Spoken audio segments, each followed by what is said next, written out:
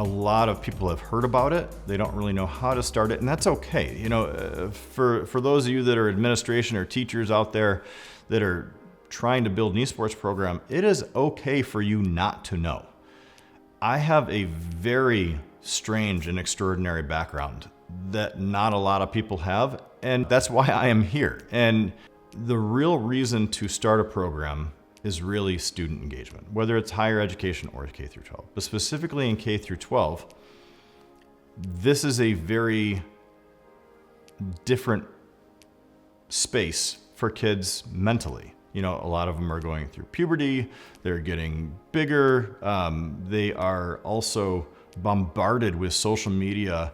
And an esports program has a way of helping teach students how to actually act. Because if your student or your child are in their bedroom or in the basement or wherever they're playing their games, and all they hear is a consistent stream of how people treat each other in gaming, that's not the way people treat each other in real life. And you're seeing that blowback in social media right now, in that there are students that have grown up with social media, they go out into what we'll consider the real world, into real situations, and they will mouth off because they feel like that is the way they do it, because social media allows you to hide behind anonymity.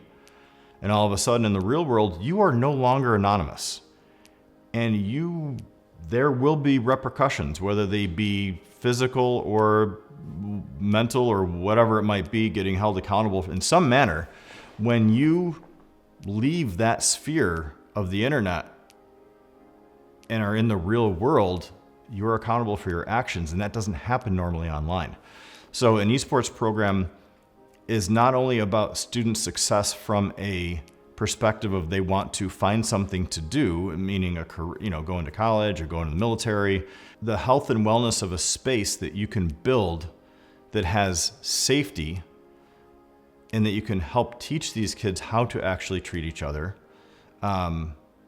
is great. That should be a success metric, to take kids who might not be doing well in school because they don't feel accepted or they all are ultra bright, and you're giving them something to do, because to be on the varsity team, you need at least a B average.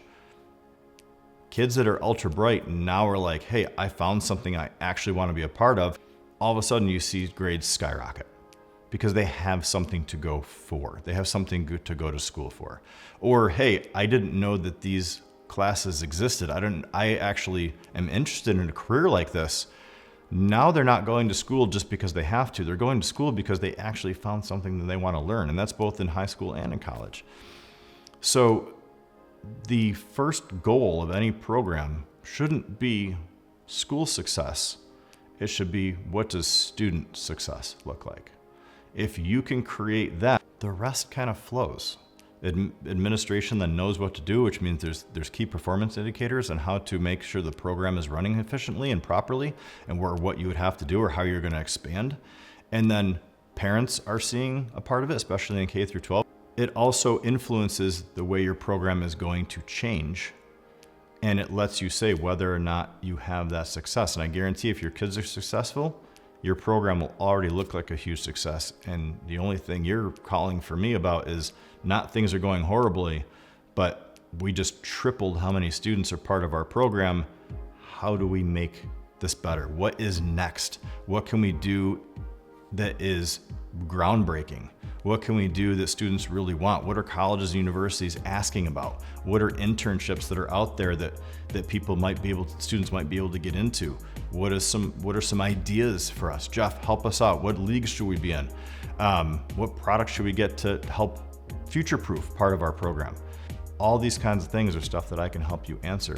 But if student success is number one, and it should be on every list, and even if it's just health and wellness, and creating happier, healthier students, you will be successful